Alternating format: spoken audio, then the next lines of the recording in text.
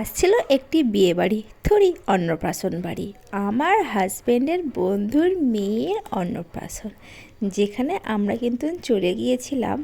আর এটি সেলিব্রেট করা হচ্ছিল রাতে, সেই জন্যই দেখতে পাচ্ছ আমরা কিন্তু একদম তৈরি হয়ে এখানে পৌঁছে গেছি। তো প্রথমেই ঢুকে এখানে দেখতে পেলাম অনেক রকম স্টল বসেছে। তার মধ্যে প্রথমে এখানে ছিল ড্রাই চিলি চিকেন, যেটা আমার হাজব্যান্ড খেতে শুরু করে দিয়েছে। এরপরে ছিল ভেজ পকোড়া, এছাড়াও ছিল ফুচকা, কফি, জিলিপি, পান, আইসক্রিম, আরও অনেক কিছু। মানে স্টলের যেন শেষই নেই।